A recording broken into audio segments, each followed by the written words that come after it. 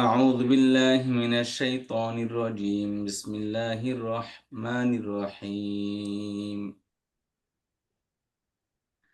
يا بني إسرائيل اذكروا نعمتي التي أنعمت عليكم وأوفوا بعهدي أوف بعهدكم وإياي فارهبون وآمنوا بما أنزلت مصدقا لما معكم ولا تكونوا أول كافر به ولا تشتروا بآياتي ثمنا قليلا وإياي فاتقون ولا تلبسوا الحق بالباطل وتكتموا الحق وأنتم تعلمون وأقيموا الصلاة وآتوا الزكاة واركعوا مع الراكعين إلى آخر الآية।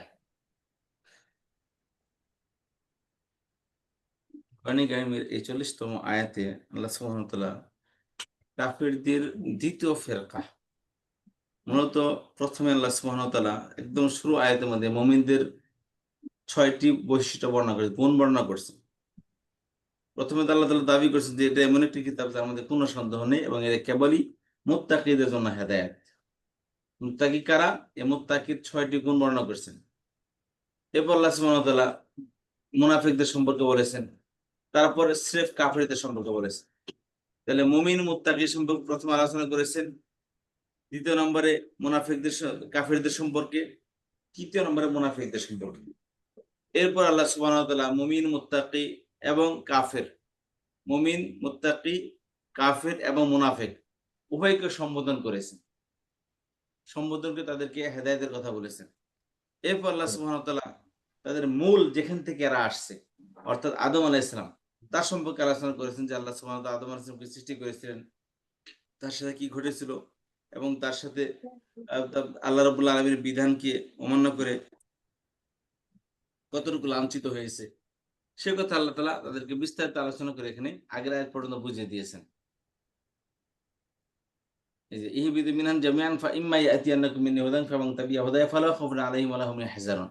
তাহলে এখানে আল্লাহ তাআলা স্পষ্টভাবে বলে দিয়েছেন যে আদম আলাইহিস সালামকে সিজদা না করার কারণে, তার আদেশ না মানার কারণে শয়তান কিভাবে লাঞ্ছিত হয়েছে।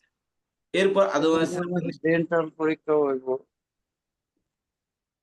এরপর আদম আলাইহিস সালামকে যে নির্দেশনা দিয়েছেন আল্লাহ সুবহানাহু ওয়া তাআলা, সেই নির্দেশ না মানার কারণে আদম আলাইহিস সালামকে আসমান থেকে জমিনে ফেলে দিয়েছেন।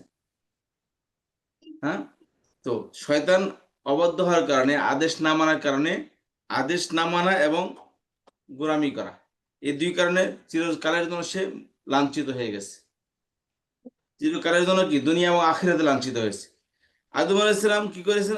আল্লাহ রাব্বুল আলামিনের আদেশ, তাকে আল্লাহ তাআলাকে অহংকার করেনি, আল্লাহর আদেশকে ভুল ক্রমে আল্লাহর আদেশ থেকে বিচ্যুত হয়ে যায়, কিন্তু আল্লাহকে অস্বীকার করেনি বা আল্লাহর সাথে বেয়াদবি করেননি। যেখানে আল্লাহ সুবহানাহু ওয়া তাআলা আদম আলাইহিস সালামকে দুনিয়াতে সাময়িক সময়ের জন্য আসমান থেকে জমিনে পাঠিয়েছেন এবং সাময়িক সময়ের জন্য তাকে কষ্ট দিয়েছেন এবং তাকে তার ইতিহাস তাকে আহ, আল্লাহ রাব্বুল আলামিন সহ্য করেন নাই, তার ফের ধৃষ্টতা যে আল্লাহর আদেশে ভায়োলেট করেছেন, আল্লাহ তাকে জমিনে ফেলে দেন শাস্তি স্বরূপ এবং সেখানে আল্লাহ তাআলা তাকে লাঞ্ছিত করেছেন। আমাদেরকে যেরকম ভাবে আমরা দুনিয়াতে আসছি, বিভিন্ন জায়গায় যত সুখে থাকি আমাদের সুখ নাই, কোনো কোনো ভাবে আমরা কি পদস্খলিত হচ্ছি। আজকে এই সুখ, কালকে ওই বেদনা, এই দুঃখ বেদনার মাঝে আমরা কি লাঞ্ছিত হয়ে হয়ে দুনিয়ার থেকে চলে যাচ্ছি। তো এই যে দুনিয়াতে আসা একটা এদের খোয়ার হওয়া বা দুনিয়াতে সেরকম ভাবে বোর হওয়া বা দুনিয়াতে সেরকম ভাবে বিভিন্ন পরিস্থিতির শিকার হওয়া, এটা সবই কষ্টের একটি অংশ। তো এত কিছু আল্লাহ সুবহানাহু ওয়া তাআলা আমাদের করেছেন মানুষকে বোঝানোর জন্য যে আল্লাহর আদেশ না মানলে তার পরিণতি কেমন হয়। সেটা তোমাদের বাবা আদম আলাইহিস সালামকে বলো বা শয়তান, ফেরেশতাদের সর্দার শয়তানকে বলো, তাদের পরিণতি কি হয়েছে এটা মাথায় রেখে তোমরা দুনিয়াতে চলো। আল্লাহ এই মেসেজটা আমাদেরকে এই পর্যন্ত দিয়েছেন। তারপর আল্লাহ তাআলা একটা অপর একটা কথা বলেছেন, আল্লাযিনা কাফারু ওয়া কাযযাবু বিআয়াতিনা উলাইকা আসহাবুন নার হুম ফিহা খালিদুন। যারা কুফরি অবিশ্বাস করে এবং মিথ্যা প্রতিপন্ন করে বিআয়াতিনা আমার আয়াতগুলোকে, উলাইকা আসহাবুন নার, তারা হলো জাহান্নামের অধিবাসী, হুম ফিহা খালিদুন, এবং জাহান্নামে থাকবে, তার চিরকাল সেখানে থাকবে। তাহলে আল্লাহ তাআলা এতটুকু স্পষ্টভাবে বলে দিয়েছেন, যাই হোক যারা কুফরি করেছে এবং আমার আয়াতকে অস্বীকার করেছে তাদের পরিণতি কি? তারা জাহান্নামী এবং সেখানে তারা চিরকাল থাকবে। এখান থেকে আল্লাহ সুবহানাহু ওয়া তাআলা কাফেরদের দ্বিতীয় গ্রুপ, কাফেরদের মধ্যে মূলত অস্বীকারীদের মধ্যে দুই গ্রুপ ছিল। একটা হলো যারা, তাদের কাছে আসমানি কোনো কিতাবই আসে নাই, তারা মক্কার মুশরিক ছিল।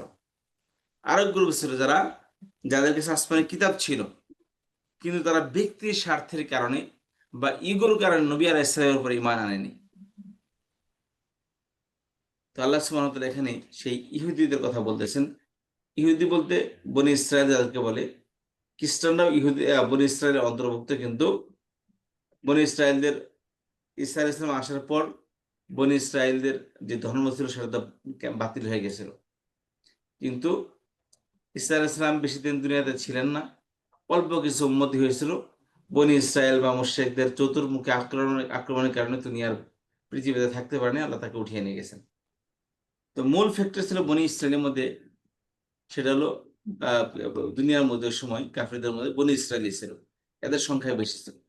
আল্লাহ তাদেরকে মূলত যখন ইসলাম এসেছে, নবী আলাইহিস সালাম, নবী আলাইহিস সালাম যখন মক্কা থেকে মদিনায় হিজরত করে যান, নবী আলাইহিস সালামের একটা আশা ছিল যে মদিনায় আহলে কিতাবরা বসবাস করে, অর্থাৎ ইহুদিরা বসবাস করে। তো তাদের কাছে আসমানি কিতাব আগে থেকে আছে, তারা আসমানি কিতাব সম্পর্কে অবগত, তারা আল্লাহ তাআলার বিধি বিধান সম্পর্কে অবগত। তো আমি মক্কা থেকে যদি মদিনায় যাই, তাহলে আমি একটু আশাবাদী যে এরা আমার কথা বুঝবে। মক্কারা তো কাফের ছিল, পুরাই কাফের, এরা তো আসমানি কিতাব সম্পর্কে, আল্লাহ সম্পর্কে, আল্লাহ রসুলদের সম্পর্কে কোনো ধারণা এদের নেই। কিন্তু মদিনার যে ইহুদিরা আছে, এরা আসমানি কিতাব সম্পর্কে এরা অবগত, নবী আলাইহিস সালাম আসবেন সে বেশি অবগত। তো সেখানে গেলে হয়তো বা তারা আমার উপর ঈমান আনবে, একটা আশা না। নবী আলাইহিস সালাম মদিনার দিকে হিজরত করে প্রাধান্য দেন এবং মদিনার দিকে হিজরত করে চলে আসেন। তো মদিনায় যখন আসে, তো মক্কায় ছিল কাফেররা, মুশরিকরা, আর মদিনায় হলো ইহুদিরা। মদিনা হলো ইহুদিরা, মক্কা ছিল কাফেররা, মুশরিকরা, আর মদিনায় ছিল ইহুদিরা। তো ইহুদিদের কাছে যখন আল্লাহ সুবহানাহু ওয়া তাআলা নবী আলাইহিস সালাম দাওয়াত নিয়ে গেলেন, তখন ইহুদিরা তার সমস্ত কিছু আলামত রহমত সম্পর্কে সব বিস্তারিত আলোচনা করেন, জানেন, জেনে বুঝতে পারেন হ্যাঁ ইনি তো শেষ জামানার নবী। কিন্তু তাদের কষ্ট ছিল, আক্ষেপ ছিল, হায় রে, এই শেষ জামানার নবী এখন মুশরিকের ঘরে কেন জন্ম নিল? উনি তো আমাদের বংশ থেকে আসার কথা, উনি কেন মুশরিক ধর্ম থেকে আসলেন? ওনাদের আক্ষেপ এখানে ছিল। কিন্তু তারা নবী আলাইহিস সালামের উপর ঈমান আনতে অস্বীকার করে। কেন অস্বীকার করে? তাদের ব্যক্তিগত ইগোর কারণে, অহংকারের কারণে। আল্লাহ তাদেরকে বলে দেন যে দেখো, তোমাদের কিতাবের মধ্যে, তোমাদের কাছে যে তাওরাত পাঠানো হয়েছিল, এর মধ্যে স্পষ্টভাবে তোমাদের সাথে ওয়াদা করা হয়েছিল যে তোমরা আমার সাথে ওয়াদা করেছিলে, আমিও তোমাদের সাথে ওয়াদা করেছিলাম। ওয়াদা কি করেছিল? আল্লাহ তাআলা এটা সূরা মাইদার 12 নম্বর আয়াতে আল্লাহ তাআলা বর্ণনা করে দিয়েছেন। এখানে আল্লাহ তাআলা বলেন, ওয়ালাকাদ আখাযাল্লাহু মিসাকা বানি ইসরাঈলা ওয়া বা'আথনা মিনহুম 12 নাকীবা। আল্লাহ গ্রহণ করেছিলেন বনী ইসরাঈলদের থেকে একটি ওয়াদা।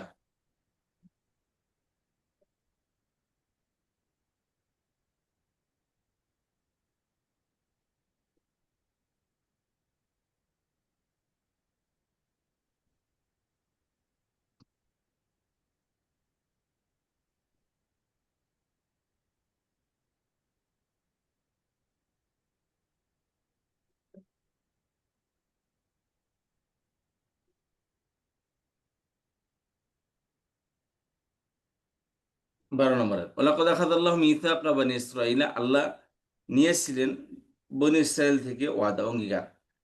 ওয়া বা'আথনা মিনহুম 12 নাকীবা, আমি তাদের মধ্যে 12টা গ্রুপ ছিল বনী ইসরাঈলের মধ্যে, এবং 12টা গ্রুপের 12 জন দলনেতা ছিল।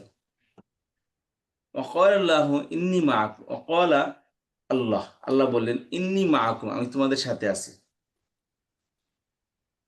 লাইন আকামতুমুস সালাতা, যদি, অবশ্যই যদি তোমরা নামাজ প্রতিষ্ঠা করো এবং যাকাত প্রদান করো, ওয়া আমানতুম বিরুসুলি, এবং তোমরা ঈমান আনো আমার রসুলের উপর, আমার রসুলদের উপর। ওয়াজ্জারতুমুহুম, এবং তাদেরকে যদি তোমরা সহযোগিতা করো, ওয়াকরাতুমুল্লাহ কারদান হাসানা, এবং আল্লাহকে উত্তম ঋণ দাও তোমরা, তাও কাফিরান ওয়াদার কিসরা, এটা ছিল আল্লাহ তাআলা তাদের কাছে এই ওয়াদাগুলো নিয়েছিল। আল্লাহ কি ওয়াদা দিয়েছিলেন?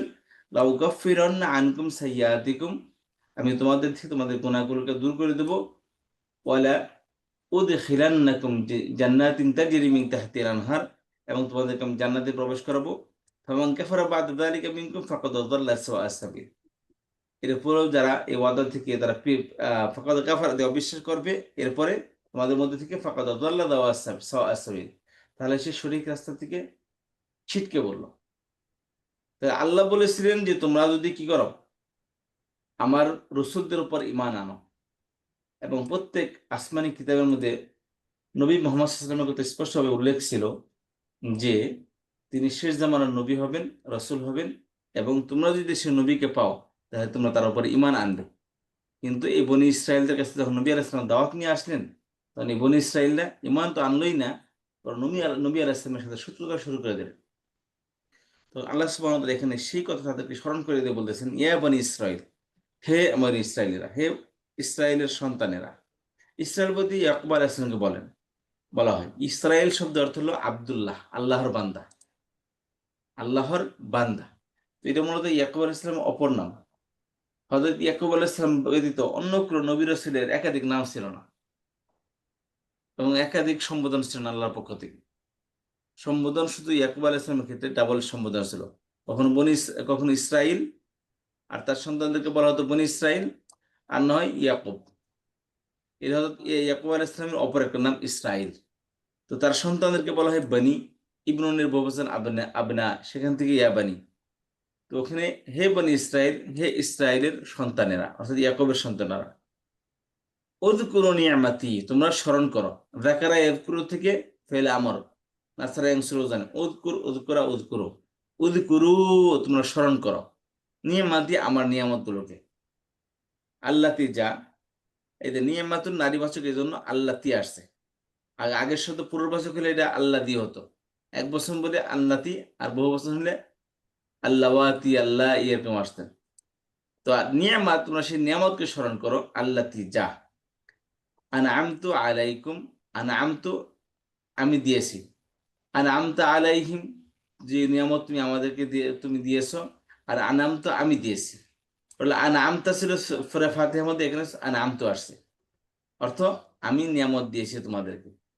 তাহলে আল্লাতি, যা, আনআমতু, আমি দিয়েছি, আলাইকুম, তোমাদের উপর, ওয়া আউফু বিআহদি, এবং তোমরা পুরা করা আমার অঙ্গীকার। আহদুন অর্থ অঙ্গীকার। ওয়া আউফু, আউফা ইউফি, সেখান থেকে আউফা, আউফা, আউফু, পেলে আমর। ওয়া আউফু, এবং তোমরা পূর্ণ করো, বিআহদি, আমার অঙ্গীকার। তাতে কি লাভ হবে? উফি বিআহদিকুম, আমি পূরণ করব তোমাদের সাথে কৃত অঙ্গীকার। উফি, আমি পূর্ণ করব, উফি, আমি পূর্ণ করব, বিআহদিকুম, তোমাদের প্রতি আমার প্রতিশ্রুতি। বিআহদিকুম, তোমাদের প্রতি আমার প্রতিশ্রুতি। ওয়াইয়া ফারহাবুন, ওয়াইয়া, এটা সূরা ফাতিহার মধ্যে আসছে ইয়াকা, এখানে কার জায়গায় ইয়া আসছে, ওয়াইয়া, আমাকেই শুধু, ফারহাবুন, তোমরা ভয় করো। ওয়াইয়া, এবং আমাকেই, ফারহাবুন, তোমরা ভয় করো। খেয়াল করেন, তাহলে এখানে আল্লাহ সুবহানাহু ওয়া তাআলা বনী ইসরাঈলদেরকে কয়েকটি কথা বলেছেন এখানে। এক নম্বরে, তোমরা আমার সাথে যে তোমাদের ওয়াদা তোমরা দিয়েছিলে, তোমরা সেই ওয়াদা পূরণ করো। ওয়াদার মধ্যে এটা একটি ওয়াদা ছিল, যখনই তোমাদের কাছে কোনো নবী এবং রসুল আসবে, তোমরা অবশ্যই তোমাদের সেই নবী এবং রসুলকে, তোমাদের জামানায় যে নবী রসুল আসবে, তোমরা সেই নবী রসুলের উপর ঈমান আনবে। কিন্তু তোমরা সেই ওয়াদা পালন করনি। কিন্তু তারা কি করেনি? আল্লাহর সাথে কৃত সেই ওয়াদা তারা পালন করেনি। আচ্ছা, দ্বিতীয়ত, আল্লাহ বলেছিলেন যে তোমরা যদি আমার উপর আমার সাথে কৃত অঙ্গীকার যদি তোমরা পূর্ণ করো, তাহলে আমি তোমাদের সাথে কৃত অঙ্গীকার পূরণ করব। আচ্ছা, ওয়া উফি বিআহদিকুম ওয়া ইয়া ফারহামুন। ফারহামুন শব্দ মূলত এটা আপনার রহিবা ইয়ারহাবু থেকে, ইরহাব, ইরহাবা, ইরহাবু। রহিবা ফেরেন সামিয়ারও জানে, সামিয়া ইয়াসমা, ভীত হওয়া, আতঙ্কিত হওয়া। সেখান থেকে ইরহাব, তুমি ভয় করো, ইরহাবু তোমরা ভয় করো, তোমরা শঙ্কিত হও, তোমরা আমাকে ভয় করো, ইরহাবু। আর শেষে কি আসছে? ইরহাবু কি বলছেন ওস্তাদ? ওই যে সামিয়া। সামিয়া ইসমা রোজানি আচ্ছা, রহিবা, রহিবা ইরহাবু থেকে অর্থ হলো ভীত হওয়া, ভয় করা। তো ইরহাব, ইরহাবা, ইরহাবু। আর শেষে এখানে নি ছিল এখানে, এই যে নি আছে না এখানে, ইরহাব ফেলে মুদারে প্রথমত হচ্ছে যে বারের মধ্যে কখনো জের আসে না, তো এখানে ইরহাব একটা ফেলে আমর। আর শেষে তো নুন আসারই কথা না, ইরহাব, ইরহাবা, ইরহাবু, ইরহাবি, ইরহাবা, ইরহাব না, এখানে পূর্ববাচক বহুবচন আসছে এখানে, এখানে তো নুন আসার কোনো সুযোগই নেই। যদি নারীবাচক বহুবচন হতো তাহলে ইরহাব না হতো, কিন্তু এখানে পুনর্বাচক বহুবচন ইরহাবু, এখানে নুন আসার সুযোগ নেই, কিন্তু নুন আসছে। আবার মূল অপোজিট, শব্দটা হবা নাকি? আবার কি বললেন? মূল শব্দটা রহিবা। মূল, হ্যাঁ, রহিবা। আচ্ছা। জি,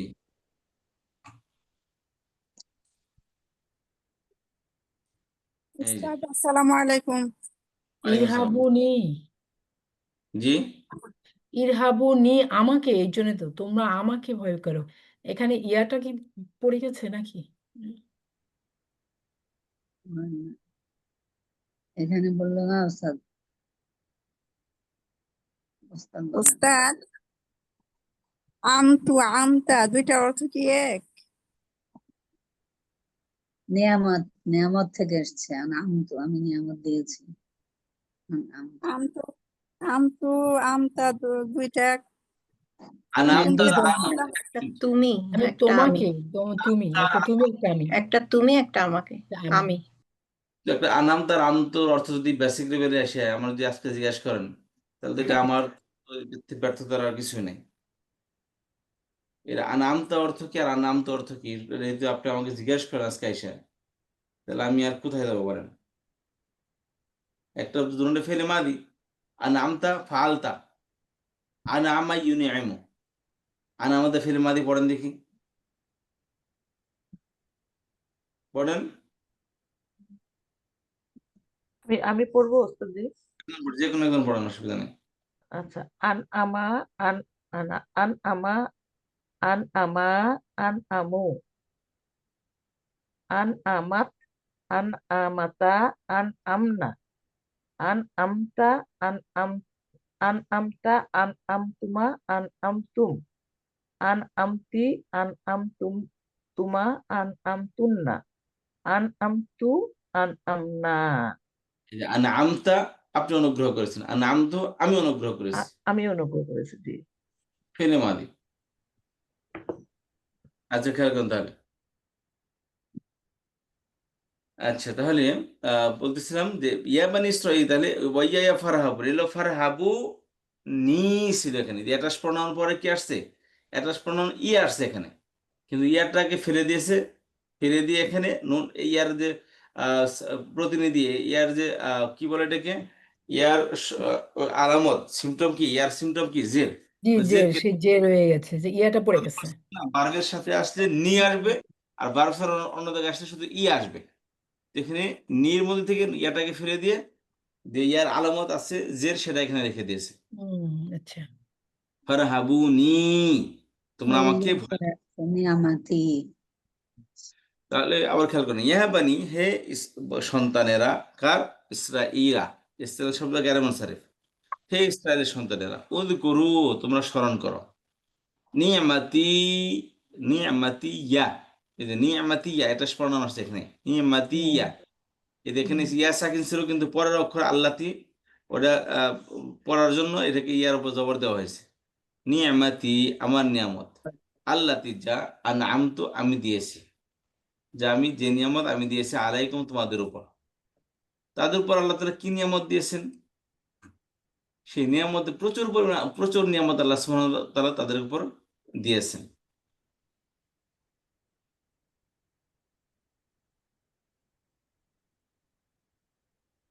এক মিনিট। সালোয়া মান্না।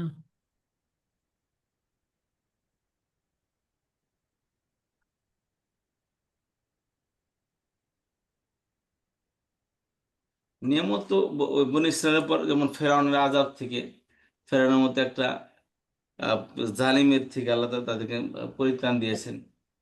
তারপর আল্লাহ সুবহানাহু ওয়া তাআলা ময়দানে তিহিতে তারা ঘুরতেছিল, সেখানে আল্লাহ তাআলা তাদের মান্না সালোয়া খাওয়াইছেন। মান্না সালোয়া।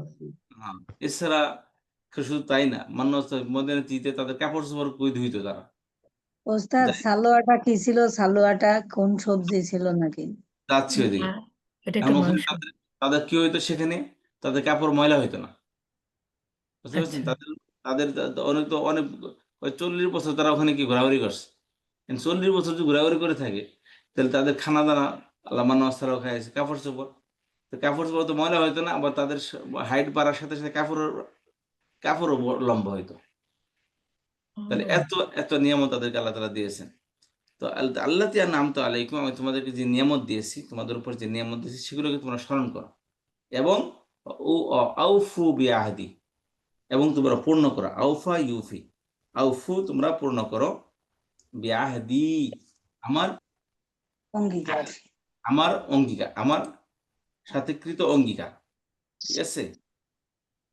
আচ্ছা, আউফা ফেলে আউফা আউফা আউফু, ঠিক আছে? সেখান থেকে এটা হলো ফেলে, একটা হলো ফেলে মাদি, বুঝতে পারছেন? কিন্তু আউফা এটা হলো 4 নম্বর ফর্ম থেকে ফেলে আমার, এটা আউফা ইউফি থেকে আউফ। তুফি, ঠিক আছে? সেখান থেকে ফেলে আমার পাবি ফালের আইন কালামে জের হয় না ফেলে আমারের ক্ষেত্রে। নিয়ম অনুযায়ী কি জের আসার কথা, কিন্তু এখানে এক্সেপশনাল কেস, 4 নম্বর ফর্মের আইন কালামে জের হয় না ফেলে আমার মধ্যে। আক্রমে ইউক্রিম, তুক্রিমো থেকে আসছে, খেয়াল করেন, এই যে তুক্রিম। এক মিনিট,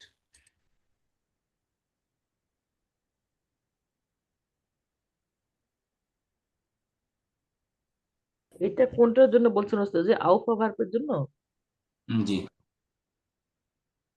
এইখানে তুক্রিম ফেলে আমার কিভাবে বানাবেন, শেষ অক্ষরে সাকিন আর আলামতের মধ্যে তারা ফেলে দিবেন, ঠিক আছে? তা ফেলে দেওয়ার পর যা থাকবে সেটাই ফেলে আমার, কিন্তু এখানে ফাঁকালেমা কি সাকিন, লাম কালেমা সাকিন।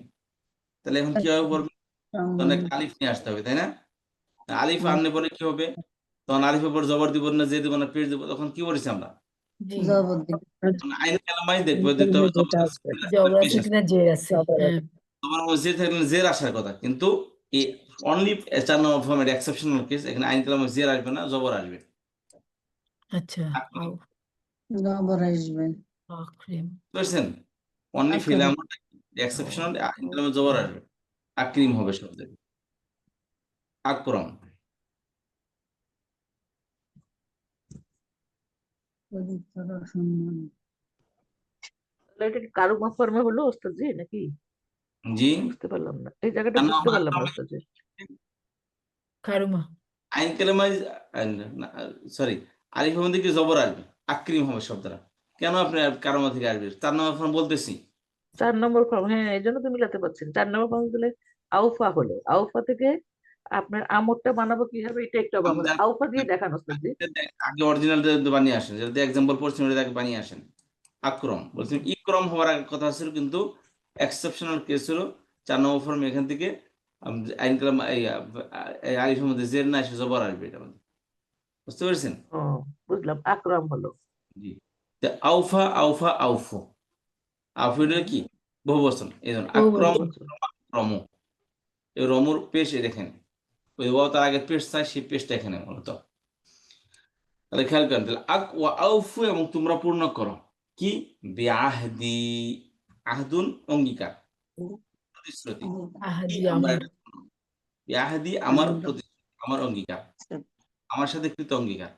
এতে লাভ কি, উফি, এই দেখ আউফা ইউফি থেকে ফেলে আমার ইয়ে ফার্স্ট পারসন সিঙ্গুলার ভার্ব, উফি আমি পূর্ণ করব, বিআহদিকুম তোমাদের সাথে আমার কৃত অঙ্গীকার। তোমরা আমার সাথে কৃত অঙ্গীকার পূর্ণ করো, আমি তোমাদের সাথে কৃত অঙ্গীকার পূর্ণ করব। অর্থাৎ তোমরা কথা দিয়েছিলে যে তোমরা যখনই তোমাদের জমানায় কোনো নবী বা রসুল আসে, তোমরা তার উপর ঈমান আনবে। তো তোমরা ইতিপূর্বে ঈসা আলাইহিস সালাম আসছে, তারপর তোমরা ঈমান আনোনি, ভায়োলেট করেছো, ঠিক আছে, সে চলে গেছে। এখন 500 বছর অতিবাহিত হয়ে গেছে, এখন তোমাদের সামনে নবী মুহাম্মদ সাল্লাল্লাহু আলাইহি ওয়াসাল্লাম আসছেন। এখন তোমরা তোমাদের সাথে আমার সেই পূর্ণ অঙ্গীকার থাকবে, এটা এখনো বহাল আছে। তোমরা আমার সাথে কৃত অঙ্গীকার পূর্ণ করো, অর্থাৎ তোমরা এই রসুলের উপর ঈমান আনো, রসুলকে সাহায্য সহযোগিতা করো, যেরকম ভাবে আমরা পড়ে আসছি আগে অন্য আয়াতের মধ্যে, যে কি বললাম সূরা মাইদার মধ্যে, যে কি ছিল, আকিমুস সালাত ওয়া আতুজ যাকাত ওয়া আমানতু বিরাসূলি ওয়া আযযারতুমুহুম, এবং তোমরা তাকে সহযোগিতা করো। তো তোমাদের কাছে এখন নবী আলাইহিস মুহাম্মদ সাল্লাল্লাহু আলাইহি ওয়াসাল্লাম আসছেন, তো তুমি তার উপর ঈমান আনো এবং তাকে সহযোগিতা করো। করলে কি করবে? উফি বিআহদিকুম ওয়া ইয়া ফারুন, এবং আমি তো আমার অঙ্গীকার পূর্ণ করবো, অর্থাৎ আমার অঙ্গীকার হলো যে আমি তোমাদের থেকে সমস্ত গুনাহ খাতা মাফ করে দেব। এটা ওস্তাদ উফি কি, এটা কি প্যাসিভ ভার্ব? কেন ব্যস্ত হবে? আউফা ফেরে আমল পড়েন, আউফা দিয়ে ফেরে আ আওয়াফা, এটা কি ইউফি, আউফা ফেরে মোদারে কি ছিল এটার? আক্রমা ইউক্রিম, ওয়াফ ওয়াফা ইয়া, এটা তো মূল ওয়ার্ড, তাই না? এই যে এটা 4 নম্বর ফর্ম। এই যে আমাকে শুনেন, ইউফিউ, ঠিক আছে, ইউফিউ, ইউফিউনা, উনা, তুফিউ, তুফুনা, উফি, নুফি, ফার্স্ট ও পারসন আচ্ছা আচ্ছা, উফি নুফি, ফার্স্ট পারসন সিঙ্গুলার, উফি, আমি উফি, পূর্ণ করব, ঠিক আছে। আচ্ছা প্রথম ওকে। ভার্বিলাদ আসছে, ম্যাথাল ক্রিয়া, এটা উফি আমি পূর্ণ করব। আচ্ছা, উফি আমি পূর্ণ করব বিআহদি, আমার কৃত অঙ্গীকার, কুম তোমাদের সাথে, ওয়া ইয়া, এবং কেবল আমাকে, ফারহাবুনি, তোমরা ভয় করো, কেবল আমাকে তোমরা কি করো? ভয় করো। আচ্ছা, এখানে তো আমাদের উস্তাদ ফারহাবু নি করে একটা টান দিতে হবে একটা, মানে কিন্তু এখানে যদি ফারহাবু নি বললে কি হবে, এখানে তো একটা ইয়া রয়ে গেছে, ওইটা না পড়ে। ফারহাবুন এখানে দিয়ে আর টান হবে, ঠিক আছে। ফারহাবু নি, এটা তো একটা এখানে তো ইয়া টান নেই, ছিল। টান দিবেন না। তবে কেউ যদি টানে, প্রশ্নটা হুম, এমন হওয়া উচিত, কেউ যদি টানে ভুল হবে কিনা, বলবে যে কেউ টানলে ভুল হবে না, কারণ এখানে আচ্ছা, একটা ইয়া আছে, জি জি মূলত টান নেই এখানে, কিন্তু কেউ যদি টানে ভুল হবে না। ওই যে কোরআন শরীফে কেরাত কয়টা? 6 কেরাত, 7 কেরাত না? জি 7 জি, কেরাতে 1 কেরাতে এখানে টান টেনে পড়ে, বুঝতে পেরেছেন? 7 কেরাতে 1 কেরাত কি এখানে টেনে পড়ে, কারণ এখানে তো একটা টান আছে। কিন্তু আমাদের যে কোরাইশ যারা, মাসাব ওসমানের মধ্যে যারা আছে, কোরাইশি জমানে এখানে টান হয় না, কিন্তু কেউ যদি টানে তাকে ভুল করা যাবে না, কারণ সে গ্রামাটিক্যালি সঠিক পড়তেছে। জি কথা বুঝতে পারলেন? জি, তাহলে ইয়া বানি ইসরাঈল, হে ইসরায়েলের সন্তানেরা, উযকুরু তোমরা স্মরণ করো, নিয়ামাতিয়া আমার নিয়ামতকে, আল্লাতি যা আনআমতু আমি দিয়েছি, যে নিয়ামত, যেই অনুগ্রহ আমি তোমাদেরকে করেছি, আলাইকুম তোমাদের উপর, ওয়া আউফু, তাহলে সেই নিয়ামতকে স্মরণ করো যে নিয়ামত আমি তোমাদেরকে উপর দিয়েছি, এবং এবং আউফু পূর্ণ করো, বিআহদি আমার অঙ্গীকার, আমার সাথে অঙ্গীকার তোমরা পূর্ণ করো, উফি আমি পূর্ণ করব, বিআহদিকুম তোমাদের সাথে কৃত আমার অঙ্গীকার, ওয়া ইয়া এবং আমাকেই কেবল, ফারহাবুনি তোমরা ভয় করো, তোমরা আমাকেই কেবল ভয় করো, ওয়া ইয়া উস্তাদ কেবল, জি বলেন। উস্তাদ হরফে নিদার কারণে কি মুনাদাটাই ই থেকে ইয়া হয়েছে কোনটা? এখানে? ইয়া বানি, ইয়া না, না, ইয়া একটা ইয়া ইয়া একটা শব্দ থেকে কানাবুদু, আর ইয়া অর্থ হলো আমাকে। না না, ওটা ইয়া তো আমরা তো সূরা ফাতিহার মধ্যে কি বলছেন? ইয়্যাকা না'বুদু ওয়া ইয়্যাকা নাস্তাঈন, ওই ইয়া আসছে এখানে, আর ইয়া ওই হলো, ইয়া মানে কেবল লাগে, হ্যাঁ। এই ইয়েটা আমাকে আপু, ইয়েটা আমাকে ভাগ দিতে করে দেন, ভাগ করে সেটাই আল্লাহ দিলে বলছি তখন যে বুঝতে পারবে। আচ্ছা আমার কোয়েশ্চেনটা আমি আগে হচ্ছে বলে দিচ্ছি, আমি বুঝছি জি আপনার প্রশ্ন। শব্দের হলো ইয়া অর্থ কেবলমাত্র, শুধুমাত্র, আর শেষে ইয়া, এটা হলো একটা এটা প্রণাম, আমার, বুঝতে হ্যাঁ, পেরেছেন? ইয়া মুদাফ, আর ইয়া হলো তার মুদাফ ইলাইহি। ইয়া আমারই, কেবলই আমাকে, ঠিক আছে। আমাকে। ইয়া কেবলমাত্র ইয়া আমাকে, ওয়া ইয়া কেবলমাত্র আমাকে, বা এটা মূলত এখানে পরে আসার কথা। ফারহাবুনি ইয়া এর বাক্য, বুঝতে পারছেন? ফারহাবুনি, ইয়া ইরহাবু ফেল, আনতুম ফাইল, আর নিয়তার মফুল, ওয়া ইয়া মুদাফ ফিরে মিলে দ্বিতীয় মফুল। এটা কথা বুঝতে পেরেছেন?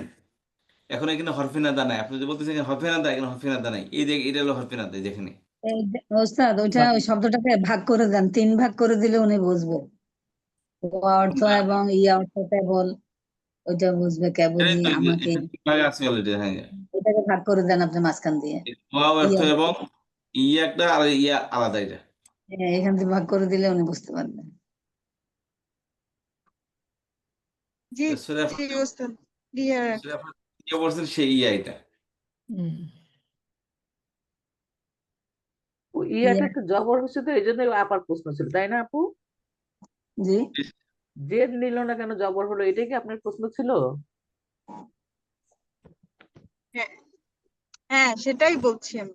হ্যাঁ, ওনার কথা ছিল ওস্তাদ জি যে ওইখানে জের কেন নিল না। আমরা অন্য জায়গায় যে না কিতাবানি আমার বই, ওদের জের দিয়ে পড়ি, কিন্তু এখানে তো আপনার জবরই থেকে গেল, জের হলো না কেন, সেটা উনি আসলে জানতে চাচ্ছিলেন। আসলে আগের অক্ষরে জের থাকলে এটা জের হতো, এটা আমি এটুকু জানি। যেহেতু আগের অক্ষরে জের নাই, সেজন্য ইয়া জি জবর জি ইয়াই জি হতো। জি, ওই ইয়াতে যদি জেদ থাকতো তাহলে এটাকে জেদ হতো। আচ্ছা, তাহলে বুঝতে পেরেছেন? ওয়াই ইয়া ফারহাবুন, এবং আমাকেই কেবল তোমরা ভয় করো। এখানে আরো কোনো প্রশ্ন? না, আর কোনো প্রশ্ন নেই। ওস্তাদ জি, মোটামুটি হয়েছে ওস্তাদ জি। আপনি বলছেন ইয়াটা মুদাফ, আর ইয়া হলো মুদাফ ইলাই, তো মুদাফ ইলাই হলে তো জেরই হওয়ার কথা, তাইলে এটা কি মাবনি? তার বাবা যে মুজাফির ইয়া, মাবনির মধ্যে জের হয় কেমনে? মাবনিতে জের হয়, ইয়াটা মাবনি না, এই জন্য জের হবে না? কেন হবে জের? সব প্রোনাউন গুলাই মাবনি। মাবনির মধ্যে কোনো হরকতই আসবে না, মাবনির মধ্যে কোনো এরাবি চলবে না। এটা বুঝছি, শুধু পড়ার সুবিধার্থে ইয়া ইয়া করা হয়েছে এটা। কারণ ইয়া পড়ার সুবিধার্থে। এখানে যদি আপনি জের পড়েন তাহলে ই এর মধ্যে পড়তে পারবেন না, তো তিনটা পড়াইতে যাবে না, করা যাবে না। পড়াই যাবে কেন না। এখন না, শুধু আমি যখন হয় তখন তো ইয়া নি, ইয়া হতে পারে বা নিও হতে পারে, তাই না? দুটোই তো হয়। ওইটা আমাকে বোঝায়, ওখানে আপনার শেষে এটা আমার এখানে বা তো আপনি আমাকে, এখানে ইয়ার নিচে যদি জের দেন আপনি এটা এখানে পড়তে আমার পারবেন না, বোঝায়। হুম। পড়তে পারবেন আপনি।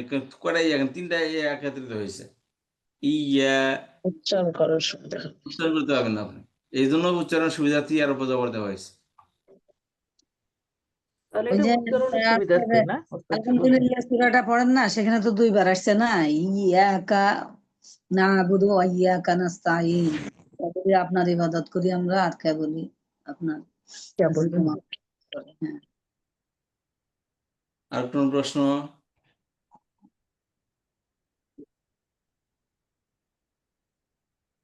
আচ্ছা, তাহলে আমরা সামনের দিকে আগাই।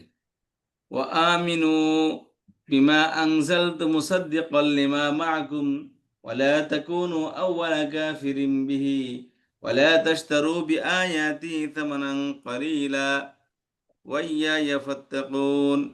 ওয়া আমিনু, আমিন, আমিনা, আমিনু কোন ভার্ব এটা এবং কত নম্বর ভার্ব, কয় নম্বর ফর্ম থেকে আসছে? এটা আমিনা ভার্ব ওস্তাদ জি, আর ওই 4 নম্বর ফর্ম থেকে আসছে। হ্যাঁ, আমানা ইউমিনু থেকে 4 নম্বর ফেলে আমার আমিন, আমিনা, আমিন, এবং তোমরা কি করো? ইমান আনো। কিসের? বি বিষয়, মা যা আংজাল তো আমি নাজিল করেছি, ওই বিষয়ে যা আমি নাজিল করেছি। আংজালা ইংজুল 4 নম্বর ফর্ম থেকে, আংজাল তো আমি নাজিল করেছি। মুসাদ্দিকান সমর্থনকারী, সত্যায়নকারী। কিসের? লি মা, তার, লি তার, মা যা, মাআকুম তোমাদের সাথে আছে। মুসাদ্দিকান সত্যায়নকারী, লিমা ওই জিনিসের যা, মাআকুম তোমাদের সাথে আছে। অর্থাৎ তোমাদের কাছে যে তাওরাত আছে, এই আমি যা নাজিল করেছি মুহাম্মদ সাল্লাল্লাহু আলাইহি ওয়াসাল্লামের উপর, এটা তোমাদের ওই তাওরাতকে সত্যায়নকারী। এই কিতাব পরবর্তী বর্ষা দিয়ে কোরআন যেটা নাজিল হয়েছে, এটা তোমাদের তাওরাতকে স্বীকৃতি দেয়। হ্যাঁ, তাওরাত আল্লাহর পক্ষ থেকে নাজিলকৃত একটা গ্রন্থ, কিন্তু একটা লিমিটেড টাইমের জন্য ছিল এটা। এই স্বীকৃতি দেয় যে এটাকে আল্লাহর পক্ষ থেকে নাজিলকৃত একটা গ্রন্থ। অতএব তোমরা, যেহেতু তোমাদের কথাকে সত্যায়ন করে, অতএব তোমাদের উচিত যে তোমরা ঈমান আনো। আমিনু, তোমরা ঈমান আনো বিমা আনজালতু মুসাদ্দিকান, যা আমি নাজিল করেছি। এবং এই কিতাবটা শুধু এমন না যে আমি সবকিছুকে অস্বীকার করতেছে না, মুসাদ্দিকান, এই কিতাবটি সত্যায়নকারী, সমর্থনকারী, লিমা মাআকুম, ওই জিনিসকে যা তোমাদের সাথে আছে। ওয়ালা তাকুনু, ওয়ালা তাকুনু, তাকুনু এটা কোন ভার্ব? এটা কানা কানা ইয়াকুনু। ভার্ব থেকে উস্তাদি, হ্যাঁ কানা কানা ভার্ব। ওয়ালা তাকুনুনা ছিল, তাকুনুনা ছিল এখানে, ফেলে নাহি এটা। ওয়ালা ও তাকুনুনা নাহি ছিল হওয়ার ফেলে জন্য মুদারি নাটা নাফি, পড়ে গেছে। লার এখান থেকে কারণে। নুনটা পড়ে গেছে। ওয়ালা তাকুনু, এবং তোমরা হইও না। ওয়ালা তাকুন, এবং তোমরা কানা ইয়াকুনু থেকে, মূল কি কাউনুন থেকে, কাউনুন থেকে কানা, সেখান থেকে ফেলে মুদারি তাকুনু, আর ফেলে মুদারি থেকে ফেলে নাহি লা তাকুনু, ফেলে মুদারি ছিল লা তাকুনুনা। হ্যাঁ হ্যাঁ, ওয়ালা, তোমরা তা হও, কোনো না ছিল হবে। ওয়ালা তাকুনু, এবং তোমরা হইও না কি আউয়ালা কাফিরিম বিহি, আই বিহাদাল কিতাব, বিহি আই বিল কোরআন, তোমরা কোরআনের প্রতি প্রথম কাফির হয় না, প্রথম অস্বীকারী হয় না। অর্থাৎ তোমরা তো মুমিন, তোমরা কি আসমানের কিতাবের বিশ্বাসী তোমরা, কিন্তু তোমরা জানো যে তোমাদের ধর্ম লিমিটেড ধর্ম, এবং শেষ জামানার যে কিতাব আসবে সেটা হলো স্থায়ী ধর্ম। তো তোমরা যদি এটা জানো যে তোমাদের অনেক ফলোয়ার আছে, তোমরা, মানুষ তোমাদেরকে বিশ্বাস করে, তোমাদের কাছে ধর্মীয় গ্রন্থ আছে, তো তোমরা যদি এটাকে অস্বীকার করো, তোমাদের দেখা দেখে হাজারো মানুষ অস্বীকার করবে। আর সবাই তো তাওরাত পড়তে পারতো না, এই মৌলবী সাহেব যারা আছে তারা তাওরাত পড়তো, আর বাকিরা শুধু হ হ ইয়েস ইয়েস করতো, বা এটাকে অস্বীকার করতো। কিন্তু তোমরা যারা মৌলবীরা আসছিলা, ইহুদি মৌলবী তোমরা যারা ছিলা, তোমরা তো তাওরাত পড়ো, তোমরা যদি অস্বীকার করো, তোমাদের যারা ফলোয়ার আছে তারা অস্বীকার করবে। এই জন্য তোমরা প্রথম কাফের হয় না, এটাকে প্রথম অস্বীকারী হয় না। কারণ তোমরা যারা করবে, অস্বীকার করো, সারা জীবন যারা অস্বীকার করবে তোমাদের ফলোয়ার দ্বারা, সবার গুণা তোমাদের উপরে এসে পড়বে।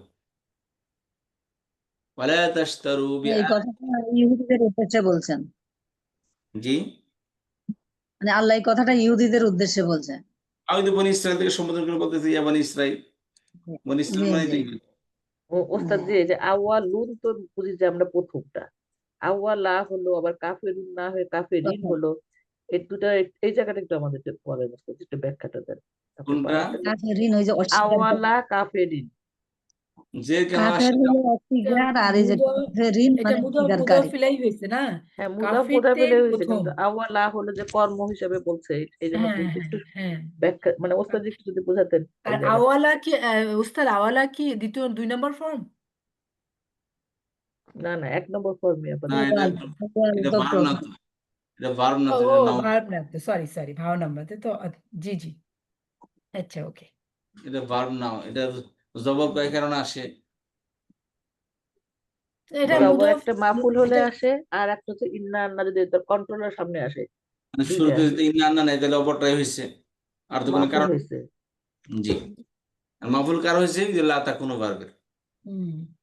ও আচ্ছা আচ্ছা, এবার বুঝলাম আস্তে আস্তে, ওই জায়গাটাতে আমি মানে মিলাতে পারছিলাম। ঠিক আছে ওস্তাদ জি, পরে। ওয়ালা তাকুনু, এবং তোমরা হইও না, আউয়ালা প্রথম, কাফিরিন অস্বীকারী, বিহি আই বিল কোরআন, এই কোরআনের প্রতি প্রথম অস্বীকারী তোমরা হইও না। ওয়ালা তাশতারু বিআয়াতি থামানান কালিলা, ইশতারা ইয়াশতারি, অর্থ হলো বিক্রয় করা। ওয়ালা তাশতারু, এবং তোমরা বিক্রয় করো না, বিআয়াতি, আমার আয়াতের বিনিময়, বি আয়াতি, আয়াতুন মুফাসসার, আয়াতুন, বি হরফে জার, আয়াত মুদাফ, আর এর মুদাফ এর, আমার আয়াতের বিনিময়ে, বি অর্থ বিনিময়। আচ্ছা, তাহলে তোমরা আমার আয়াতের বিনিময়ে তোমরা কি করো, বিক্রি করো না, থামানান অল্প মূল্য। ওস্তাদ জি, বিষয়টা এমন ছিল, তাস্তারুটা একটু বলেন ওস্তাদ, যেটা কোন ভার্ব থেকে আসলো? ইশতারা ইয়াশতারি, 8 নম্বর ফর্ম, 8 8 নম্বর নম্বর ফর্ম, ফর্মের আগে কি আপনার ওই আহ, সারা, মূল শব্দ হলো সারা, শিন রয়া, সারয়া, ইয়াটা ও নাকেস ক্রিয়া, আচ্ছা, সেখান শুধু থেকে, হামজা যোগ হয়েছে সামনে। জি, আচ্ছা বুঝলাম সেখান থেকে ওস্তাদ। 8 নম্বর ইশতারা ইয়াশতারি।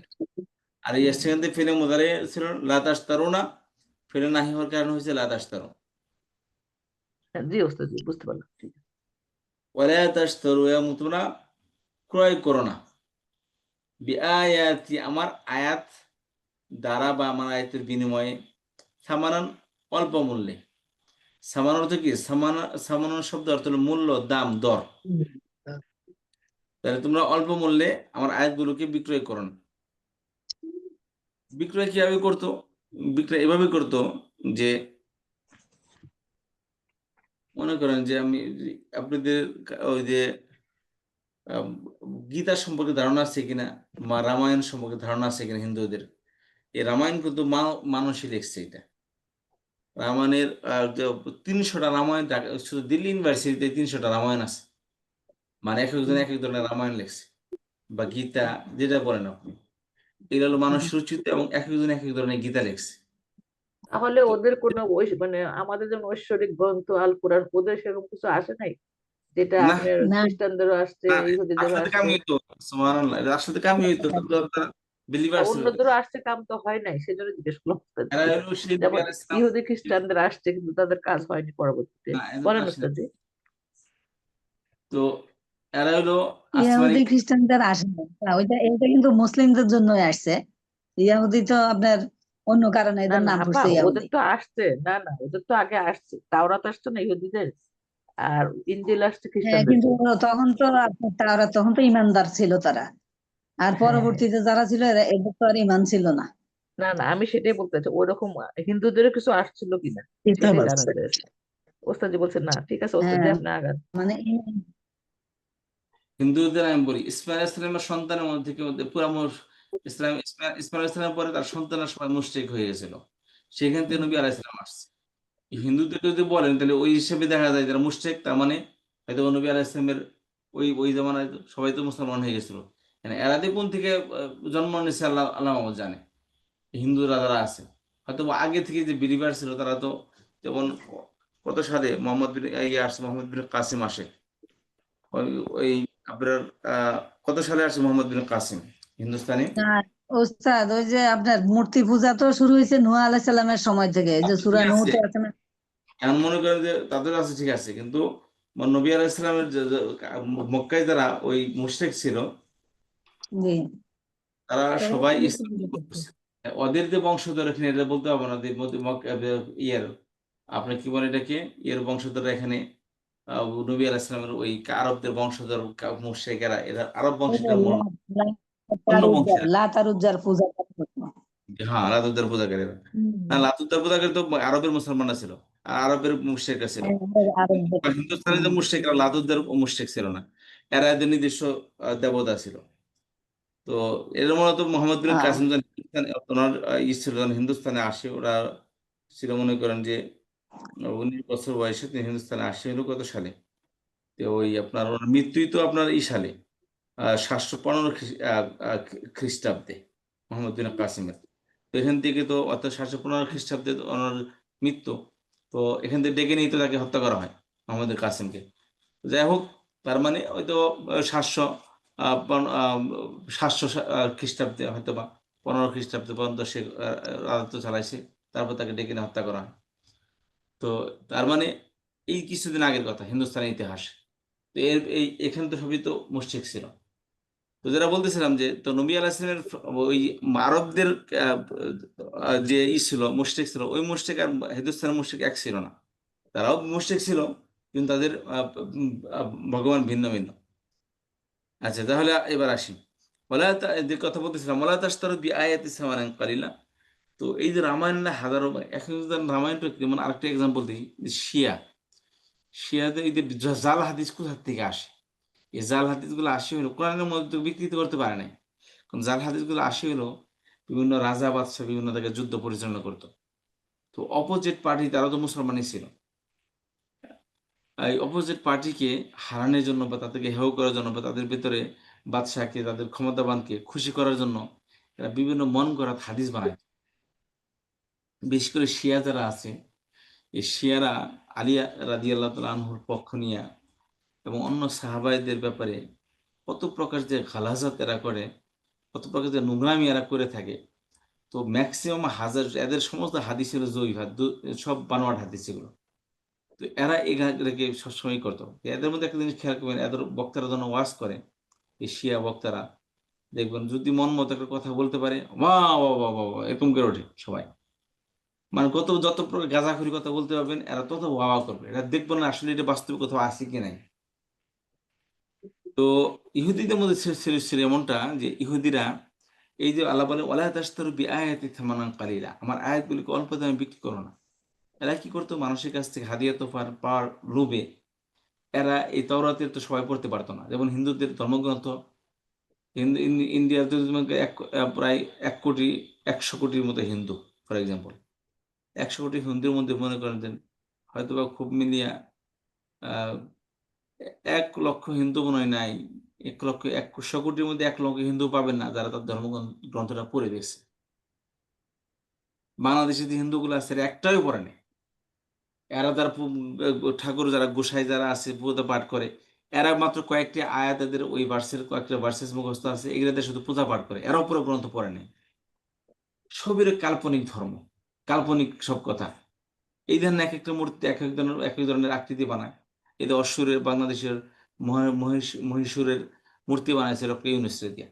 হ্যাঁ, ডোনাল্ড ট্রাম্প দিয়ে আগে পূজা করতে হন, তাকে বিরেন বানিয়ে তার দিয়া আপনার তার বিরেন বানিয়ে তাকে পূজা করতেছে, তার এগেনস্টে পূজা করতেছে। তো যদি সত্যিকার, আর দ্বিতীয় কথা দেবীগুলা দেখেন ভাই, তোমাদের দেবীগুলা কি এই অপ্রাপ্তবয়স্ক যুবতীর মতো থাকে সারা জীবন? এগুলো বুড়া হয় নাই? ছবিগুলো ভিডিওগুলো কিভাবে দেবীর ছবিগুলো দেখেন কেমন, এর মনে হয় কেবল 14 বছরের বালিকা। এগুলো বুড়া হয় না, এগুলো বিয়ে শাদী হয় না, বুড়া না হয় না আপনার এগুলো। যে বাচ্চাগুলি তো আপনার কয়েকবার অসুস্থ হয়েছে, যে বাচ্চাগুলি যে সাজাইয়া এরকম বসায় রাখে এর মধ্যে, ওগুলি তো ওরা আমি মিডিয়ার খেয়াল সামনে করি, আনে না। এদের যে দেবীগুলো আছে এগুলো বুড়া হয় নাই, এগুলো এমন ভাবে দেবী বানায় আর মানুষের খালি খারাপ দৃষ্টিতে তাকিয়ে থাকে। এটা দেবীগুলো যদি এত সুন্দর হয় তাহলে তো কামি আসছে, কামি সারছে। মানে হিন্দুরাই পর্যন্ত এদের এই দেবীগুলোর সাথে বিভিন্ন ধরনের মিমস বানায়, বিভিন্ন ধরনের উপকরণ ভিডিও বানায় হিন্দুরা নিজেরাই। তাহলে এই ছবিতে একটা মানুষ দেখেন, এই যে বর্তমানে গণেশ যাকে গণপতি বলে হিন্দুরা, এত বিশাল বড় গণেশ বানাইতে ভাই, দুনিয়ার আজ পর্যন্ত কোনো মানুষ এরকম আসছে যে একটা মানুষের মধ্যে এরকম জানোয়ারের আকৃতি আছে? হনুমানজি বানিয়ে রাখছে তার বিশাল বড় একটা দেবতাকে, মহাদেবকে তার হনুমান বানিয়ে রাখছে। এই হনুমানের চেহারা নিয়ে আজ পর্যন্ত কেউ আসছে?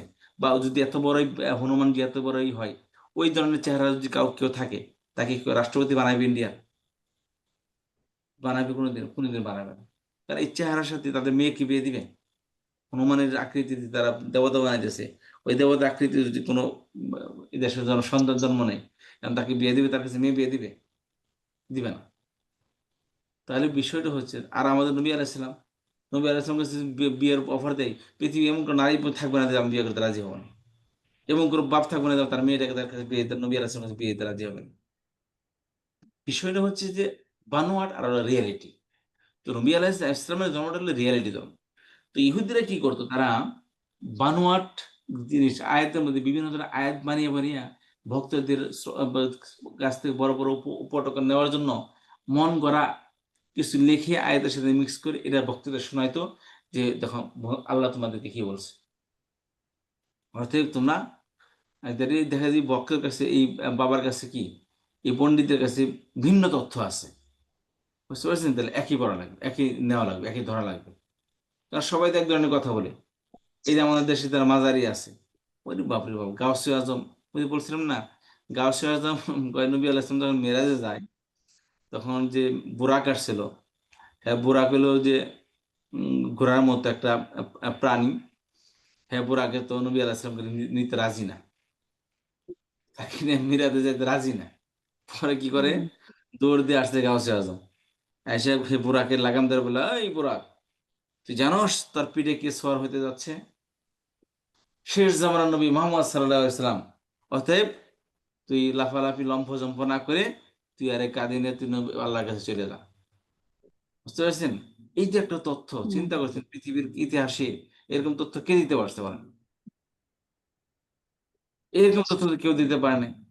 তেমনি বুরাক, যে যাকে আল্লাহ পাঠাইছে, বুরাক এসে ভুলে গেছে নবী আলাইহিস সালামকে, কিন্তু গাছ আজমরা ঠিকই চিন্তা আছে। বুঝতে পারছেন? গাছ আজমরা ঠিকই চিনতে পারতেছে, কিন্তু নবী আলাইহিস সালামকে ভুলে গেছে। এই যে গাঁজাখুরি কথা, মানুষের বানোয়াটের একটা লিমিটেশন তো থাকে। এই যে তার ভক্তরা কি করে, সামনে বসে মা গৌসে আজম, আরে গৌসে আজম, গৌসে আজম মাদাদ, এরকম ভাবে তার স্লোগান দিতে থাকে। আর এই যে ভিন্ন তথ্য, এটা তো আজ পর্যন্ত কোনো বই নাই, কোনো বুখারিতে নাই, মুসলিমে নাই, কোনো হাদিস গ্রন্থে নেই, কোথাও নাই। এই গাঁজাখুরি গ্রন্থ তাদের নাকি কি একটা কিতাব আছে, এটার মধ্যে লেখা আছে। তাহলে এই যে অতিরিক্ত যে তথ্য মানে মানুষের কাছে ওয়াবা নেওয়ার জন্য, বুঝতে পারছেন, এই যে বানোয়ার তথ্য মানুষকে দিয়ে মানুষের কাছে ভক্তবৃন্দ বানিয়ে উপটোকন বেশি পাওয়ার জন্য কি করতো ওই জামানে ইহুদিরা এই কাজগুলো করতো। আর যে কারণে আল্লাহ তাআলা তাদেরকে সতর্ক করে দিয়েছেন যে যেটা আমি বলি নাই তোমরা ওগুলো কি বানোয়াট কেন করো, ওলা তাশতারু বিআয়াতি সামানান কালিলা, ওই না বই টই লেখে মানুষের কাছে যায় বই বিক্রি করবা আর মানুষের কাছে বাবা নিবা, এই নতুন তথ্য পাওয়া গেছে এর মধ্যে আগে এই তথ্য কেউ দেয় নাই, যেহেতু তথ্য বেশি অতএব বইয়ের মধ্যে বইটার অথেন্টিক বেশি, অতএব এই বইটা আমরা ক্রয় করি। আল্লাহ বলেন ওলা তাশতারু বিআয়াতি সামানান কালিলা, এই সমস্ত গাঁজাখুরি কথা বলে বিভিন্ন ধরনের আয়াত নিজের পক্ষ থেকে বানিয়ে আল্লাহর দিকে চাপিয়ে ভক্তদের বাহবা নেওয়া আর ভক্তদের কাছ থেকে উপটোকন নেওয়া, তোমরা আল্লাহর আয়াতকে এই অল্প মূল্যে বিক্রি করো না। পারিলেন মানে কি সামান্য, এই সামান্য মূল্যে তোমরা আমার এই আয়াতগুলোকে তোমরা বিক্রি করো না। ওয়াইয়া এবং কেবল আমাকেই ফাত্তাকুনি, তোমরা ভয় করো। এই ভয় করো। এই যে এখানে কি নিয়ে আসছে, এখানে ইত্তাকা ইয়াত্তাকি থেকে ইত্তাকুনি, ওই ফার্স্ট তোমরা আমাকে ভয় করো। ভয় করো। বুঝতে পেরেছেন? আচ্ছা, তাহলে ওয়াইয়া ইয়াফাত্তাকুন, আচ্ছা এতটুকু আজকে পড়েন। এখানে কোনো প্রশ্ন আছে কারো? ওই স্যার যে এটা আপনি বললেন এখানে এরকম, কোরআনে দেখা যায় 4 নম্বর ফর্মটা সবচেয়ে বেশি মনে হয় ব্যবহার হয় না? 4 নম্বর ফর্ম বেশি ব্যবহার হয়েছে। 4 নম্বর ফর্মটা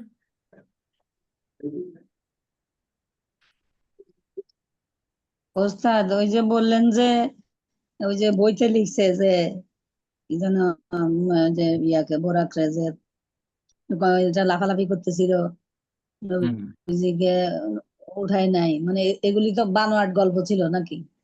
বানোয়ারি তো ওস্তাদ এগুলা জি, ওই এটা একটু ইয়েতে কি বলে ইবনে হিশামে যেটা আসছে যে জি। একটু লাফালাফি করতেছিল, কিন্তু এটা জিবরিল আলাইহিস সালাম তার হাত দিয়ে ই করে যে না তুমি শান্ত হও, তোমার পিঠে অমুকে উঠতেছে, আপা এই কথাটা আসছে কিন্তু জিবরিল আপা আলাইহিস আমি সালামের কথা দিয়ে। আমি কয়েকটা আপনাকে ঘটনা। ওস্তাদ আমি একটু বের হয়ে যাচ্ছি, আমার একটু অ্যাপয়েন্টমেন্ট আছে তো এই আচ্ছা ঠিক আছে। জি স্যার, আসসালামু আলাইকুম। আসসালাম। ইবনে হিশাম কোনো অথেন্টিক কোনো ই না যে আপনি তার উপর তাফসীর সম্পর্কে আপনি পড়েন না, তাফসীরের জন্য তাফসিরের না, এটা মানে সিরাত গ্রন্থ হিসাবে বলছে, ওখানে এটা আসছে। সিরাত গ্রন্থের মধ্যে আসলে কি এই সমস্ত যারা এই রেফারেন্স গুলো নাই, সেই রেফারেন্স গুলো ম্যাক্সিমাম নেওয়া হলো জয়ীফ হাদিস, দুর্বল হাদিস থেকে। বুঝতে পারছেন, যারা না মনে না ওস্তাদ জি, সিরাত ইবনে হিশামটা ফলো আমি বলি করছে। আপনাকে, আমি বলি সেখানে কথা আছে যে গাউসুল আজম এসে তোকে ঠান্ডা করছে, গাউসুল আজমের কথা নাই, তাহলে ওইটা ইয়ের কথা আসছে আর জি, বললেন আমার কথা। জিবরিল আলাইহিস সালামের কথা আসছে। আপনার সবচেয়ে কথা হলো যে আল্লাহ রাব্বুল আলামিন যে যে মাখলুকটাকে পাঠিয়েছেন, তাই না? তা জিবরাইল আলাইহিস সালাম ঠান্ডা করা লাগবে, তাই মাখলুক তো নবী আলাইহিস সালামকে চিনে না, বা আল্লাহ তাকে কেন পাঠিয়েছে সে জানে না এটা, বা তাকে যে আপনার অনেকগুলা বোরাক ছিল, ঠিক আছে, একটা জিবরাইল আলাইহিস সালাম আদেশ পাওয়ার সাথে সাথে একটাকে নিয়ে দৌড় দিয়েছে, মাটিতে নেমে গেছে, এই জন্য হে বোরাক নিয়ে তো এবং জানে না। সব নবী রাসূলদেরই কথা আসছে ওখানে যে বোরকা পরে তাদেরকে ভ্রমণ করানো হয়েছে, জি যাদেরকে আল্লাহ তাআলা নিতে চাইছে, না, এটাও সেটাই আসছে কথা, যে এমন তো না ওইটা জিবরাইল আলাইহিস সালাম ইসাক থেকে আসছে, কিন্তু আমি একটু পড়ছিলাম সিরাজ ইবনে ইসাক যতটুকু আমি পারছে বলি আর কি সবারটাই নিছে, ওনারা আবার সবার কথাগুলোকে উঠাই দিচ্ছে। এটাও বলছে যে ওনারা কোনো কিছু বাছ বিচার করা ঠিক বলে নাই, বলছেন যেগুলো তথ্য পাইছে সবগুলাকে ওনারা দিচ্ছেন, পরে কাটছাট করে আবার হিসাব কিছুটাই করছে, আপা এইটুকু আসছে। কোরআনে এবং হাদিসের মধ্যে শুনেন, আচ্ছা, মিরাজ মিরাজ তো শুধুমাত্র আমাদের নবীজিরই ছিল, অন্য হ্যাঁ নবীদের হ্যাঁ, সাথে তো অন্যদের ছিল না, আল্লাহ কথা সরাসরি কথা কথা বলছেন। শুনেন, কিন্তু কথাটাও এরকম আসছে বোরাকে অন্য নবীর যারা নবী রাসূলরা ভ্রমণ করতে করানোর জন্য আল্লাহ সুবহানাহু ওয়া তাআলা এটা পাঠাতেন, এই কথাটা আসছে এরকম। কথা শুনেন, কিন্তু যে নবী আলাইহিস সালামকে যে জানতে আল্লাহ তাআলা পাঠিয়েছেন, এমন তো না যে অনেকগুলা আকাশে বিচরণ করতেছিল, আল্লাহ তাআলা জিবরাইল আলাইহিস সালামকে নির্দেশ দিচ্ছেন, হঠাৎ করে একটা নিয়ে তুমি দূর দিয়ে মাটিতে নামছেন, এসে ঠিক আছে ওঠাও, এখন সে নিতে রাজি না, কারণ এই তো সোয়ারও চেনে না, তারপরে যদি ভ্রমণ করে তাকে চিনে না, এই জন্য তো সে এইটা আপা একটা জিনিস হলো রেফারেন্স, ধরেন একটা ধরনের বই কে কোন ধরনের কথা বলেছে সবকিছু কাই না, কি করে, যেমন আপনার ওয়াহাবাতুজ জুহাইদি, উনি একটা বই রাখছেন আল ফিকহুল ইসলামী ওয়া আদিল্লাতুহু, এখানে কি করেছেন উনি, ইমাম আবু হানিফা, ইমাম মালিক, ইমাম শাফি, ইমাম আহমদ ইবনে হাম্বল, ইমাম ইবনে তাইমিয়া সমস্ত শাইখদের একটা মাসআলার মধ্যে মতামত এনে উনি একটা রাখছেন সেখানে। যে ওনারা এটা বলেন, উনি এটা বলেন, উনি এটা বলেন। তো শেষে উনি কি করেছেন যে ওই ওনার নিজের কথাকে প্রাধান্য দিয়েছেন। ওনার মানে এতটুকু নিয়ে উনি ওনার বিবেচনায় কোন জিনিসটা বেশি অথেন্টিক ওনার কাছে মনে হয়। পরে উনি কি করছেন, উনি বলছেন যে আমার মতে কখনো আবু হানিফা রহমতুল্লাহ মাসালাটাকে বলা হয়, ওনার এই মাসালাটা আমার কাছে অথেন্টিক মনে হয়েছে আমি বিভিন্ন রিসার্চ করার পর। কখনো বলি ইমাম শাফি রহমতুল্লাহ আমার এই মাসালার ক্ষেত্রে ইমাম শাফি রহমতুল্লাহ মাসালাটাকে আমার অথেন্টিক মনে হয়েছে। কখনো বলে যে আমার এই মাসালার ক্ষেত্রে ইমাম আহমদ ইবনে হাম্বলটাকে অথেন্টিক মনে হয়েছে। অনেকটা মতবাদ পেশ করছে। সিরাত গ্রন্থ বা তাফসীর গ্রন্থ যখন লেখা হয় সবসময় দেখবেন যে কোরআনের মধ্যে আল্লাহ তাআলা কতটুকু শব্দ ব্যবহার করেছেন এবং হাদিসের মধ্যে সহিহ হাদিসের মধ্যে নবী আলাইহিস সালাম কতটুকু বর্ণনা করেছেন। ঠিক আছে, এতটুকু দেখার পর দেখেন এই কথাগুলো আছে কিনা, নেই কোথাও। বাকি কথাগুলো কোথায় আছে? কারণ নবী আলাইহিস সালাম তো শুধু 3000-4000 হাদিস পড়া আছে, কিন্তু সূরা বনু ইসরাইলের এই শুরুর অংশটাই তো আপনার মেরাজের কথাটাই বলা হয়েছে। অতটুকু আর কোনো আলোচনা নেই। এখন সেখানে হচ্ছে যে আলোচনা নাই। জি, সেখানে হচ্ছে যে অথেন্টিক হাদিসের মধ্যে এতটুকু নেই, কিন্তু বাকি আরো কিছু তথ্য আছে। সেক্ষেত্রে আমাদের বিধান কি? সেক্ষেত্রে বিধান হলো যে যদি এটা আমাদের কোরআন হাদিসের এগেইনস্টে যায়, যেটা জহিব হাদিস আছে বা ইসরায়েলি রাওয়ায়েত আছে, যদি এগুলো কোরআন হাদিসের এগেইনস্টে যায়, প্রথম কথা হচ্ছে যে এর মধ্যে ইসরায়েলি রাওয়ায়েতের কোনো সম্ভাবনা নেই। কারণ যে নবী আর ইসরায়েল তো তারা বনি ইসরায়েলের ইতিহাস, ওইটার মধ্যে যারা অন্য অন্য ইতিহাস যারা ফেরাউন বা অন্য অন্য নবী রাসূলের কাহিনী যারা ইসরায়েলি রাওয়ায়েতের মধ্যে আছে, এই জন্য আমাদের নবী আলাইহিস সালামের ইতিহাস এরা বেশি থাকলে জয়ীফ হাদিসের মধ্যে আছে। এখন জয়ীফ হাদিসের মধ্যে যেটা আছে সেটা দেখতে হবে যে আমাদের কোরআন হাদিসের অন্য মত বা ইয়ের সাথে বিধানের এগেইনস্টে যায় কিনা। যদি না যায় তাহলে সেটা আপনি অ্যাকসেপ্টেবল, সেটাকে আপনি গ্রহণ করতে পারেন, বা সেটা কিন্তু তার মধ্যে বিশ্বাস করা যাবে না যে এটা আসলে আছে কি নাই, সেটা কোনো অথেন্টিক কোনো সোর্স না। সেটা যদি কোরআন হাদিসের এগেইনস্টে না যায়, সহিহ হাদিস এবং কোরআনের এগেইনস্টে না যায়, সেক্ষেত্রে আমরা এটাকে সত্যও না মিথ্যাও বলবো না, বাস এক তথ্য নেওয়ার জন্য বা যতটুকু বর্ণনা করলাম, কিন্তু তার উপর বিশ্বাস করা যাবে না। বুঝতে পেরেছেন? বিশ্বাস করা যাবে না এভাবে যে খেয়াল করেন যে এরা সরাসরি আল্লাহ তাআলা যাকে পাঠিয়েছেন সে এসে নবী আলাইহিস সালামকে ভুলে গিয়েছে। এই জন্য জিবরাইল আলাইহিস সালাম তাকে সান্ত্বনা দিয়েছেন, তুমি ভয় করো না যে তোমার পিছনে অমুকে সওয়ার হইতেছে। এই যে একটা কথা, তাহলে বলতেছে বোঝা যাচ্ছে এটা ওই যেমন শিয়ারা বলে যে মূলত ওহী তো আসছিল আলীর কাছে, এই জিবরাইল আলাইহিস সালাম ভুলে মুহাম্মদ সাল্লাল্লাহু আলাইহি ওয়াসাল্লামের কাছে নিয়ে গেছে। তো জিবরাইল আলাইহিস সালাম কি করেছে, নিয়ে আসছে তো বুরাকের আর নবী আলাইহিস সালামের কাছে, নবী আলাইহিস সালাম চিনতেছেন। তা দেখা যাচ্ছে যে আল্লাহ তাআলা তাকে ভুল একদম জান পাঠাইছে যে নবী আলাইহিস সালামের সাথে ধৃষ্টতা করতেছেন। তো বিষয়টা হলো যদি অথেন্টিক কোনো সোর্সের থেকে থাকে যে আসলে বুরাক এরকম কোনো ঘটনা ঘটাইছে কিনা, বা প্রথম কথা হচ্ছে এটাতে আমার জানাটা দরকারটা কি, বুরাক তাকে নিতে চায় না বা নেয় নিতে চাইছে, এই কথা তো নবী আলাইহিস সালাম কখনো বলেন নাই, কোনো সহিহ হাদিসে নেই, কোরআনের মধ্যেও নেই। আর এটা আমার ঈমান আকীদার সাথে কোনো সম্পর্কিত কোনো বিষয় না। সুতরাং এই বিষয় নিয়ে না এটা নিয়ে কেউ মাখামাখি করা বা বর্ণনা করা, এটা কোনোভাবে কাম্য না, নয়। ঠিকই ওরা আছে যেটা যে ঈমান আকীদার সাথে যে সম্পর্ক সেটা নিয়ে সাবধান হতে হবে অবশ্যই। কি, কারণ ওরা যে যারা করতেছে সেটা হলো সম্পূর্ণ একটা গাঁজা করি, হয়তো বা ওই যে একটা বর্ণনা আছে ওই বর্ণনা দিয়ে তারা নবী আলাইহিস সালাম সেখানে টানতেছে। অন্য একটা রেওয়ায়েতে দেখলাম যে রেওয়ায়েতে না, অন্য একটা বক্তার কাছে শুনলাম, ওই মাজারি বক্তা যে জিবরাইল আলাইহিস সালাম এই আজরাইল আলাইহিস সালাম একদম জান কবজ করে নিয়ে যাইতেছে। ওর কাছে ওই আজরাইল তুই কই যাস, এই বাচ্চার জানটা তুই কেন কবজ করলি, জানটা তুই দিবি নাকি আল্লাহর কাছে তোর কথা আমি এখন বিচার দেবো। চিন্তা করছেন? এই যে কথাটা যে বললো, এটা মানে জিবরাইল আলাইহিস সালাম ভুল করে ফেলাইছে, মানে আজরাইল আলাইহিস সালাম ভুল করে ফেলাইছে, একজন জান ভুলে আল্লাহর পারমিশন ছাড়া এমনি কবজ করে নিয়ে দিতেছে। তো এই যে দেখেন এই সমস্ত কথাগুলা, এই অতি ভক্তির কারণে কি এই সমস্ত ঝামেলাগুলো হয়ে যায়। তো আলী রাদিয়াল্লাহু আনহুর ক্ষেত্রে অতি ভক্তি ছিল এরা। তো এগুলো সবই হচ্ছে সব পেট পূজারি, আর কিছুই না, ধান্দাবাজি এগুলো। নিজেদের স্বার্থের জন্য তারা এই সমস্ত আর ওই যে আপনি নিজেকে হ্যাঁ নিজের উপর একটা ইয়ে বসানোর জন্য আরে উনি এগুলি সবকিছু জানে। উনি নিজের মতো করতে জানা, আর তো কেউ জানে না এগুলো, আর তো কোনো ইয়ে মধ্যে হ্যাঁ নাই। তো ওনাকে উনি তো বড় একজন কুতুব, তো ওনাকে আমার ওনার করতে নাম হ্যাঁ নাম কামানোর জন্য। পাকিস্তানে আমি 17 বছর ছিলাম, এই তাহের সাথে বাংলাদেশে আসে, আর পাকিস্তানের কোথাও নামগন্ধ নেই, কেউ চিনো না। কিছুদিন আগে ধরা তাহেরটা কি? পড়ছে, জানেন না যে তাহেরি, বাংলাদেশের তাহেরি। ও তাহেরি, হ্যাঁ হ্যাঁ, তাহেরি তো দেখি ইউটিউবে হইয়ে। হ্যাঁ এই তো 2 দিন আমরা এই তো তাহেরিতে ভক্ত দেখি, মূলত তাহের শাহ হে মুরিদ হলে এই তাহেরি, ওই তাহের শাহ দিকে মূল সম্পৃক্ত করে নিজেকে তাহেরি বলে। এগুলো পাকিস্তান থেকে আসে প্রতি বছর হাজার হাজার। আমার যখন পাকিস্তান ছিলাম এম্বাসিতে আমার খুব খুব ক্লোজ ছিলাম, আমাকে বলতেছে আমি কোনো বিষয় হইলে আমার হাবিব সাহেব দেখুন তো এই লোকটা বিষয় জন্য আবেদন করছে, এরা বাংলাদেশে দেওয়া যায় কিনা। পরে আমি সবার বিরুদ্ধে বলছি যে যারা ধান্দা করতে যায়, আমি বলছি যে এই যে এরা এই ধান্দা করতে যায়, তো অনেকগুলোর ভিসা দেন, অনেকগুলোর ভিসা দেন। তো আমি আশা করি আবার ভিসা ঠিকই পাইতেছে। তো আমি বলছি স্যার এইগুলো তো সব বাংলাদেশে যায় ধান্দা করার লিগে, পাকিস্তানি এদের কেউ চিনে না, এরা যাই ভক্তবৃন্দ কিছু বানাইছে বাংলাদেশ থেকে, টাকার মান ভালো বর্তমানে বাংলাদেশের পাকিস্তানের তুলনায়, এরা এই ধান্দা করার জন্য যায়। আর মানুষের মধ্যে এই গলাজাত করে তারা এই সমস্ত ভ্রান্ত মতবাদ মানুষের মধ্যে প্রচার করে, মানুষের মধ্যে বিভেদ সৃষ্টি করতেছে। তো সব বিষয় বন্ধ করে দিয়েছে। তো যাই হোক, যে কথা বলতেছিলাম, তো এই তাহের টাহের যারা আছে তাহেরের দিকে নুসরতকে তাহিরি বলে নিজেকে, এগুলো সবই হচ্ছে কি এই যে সবই গাঁজাখুরি কথা। এর থেকে বড় বড় পাকিস্তানে যারা বিরলিবি আছে যারা, এর থেকে ওস্তাদ জি, রেকর্ডিংটা মনে হয় বন্ধ করতে হতো ওস্তাদ। জি, এদের থেকে অনেক পাওয়ারফুলি অনেক বড় ইয়ে আছে, বড় বড়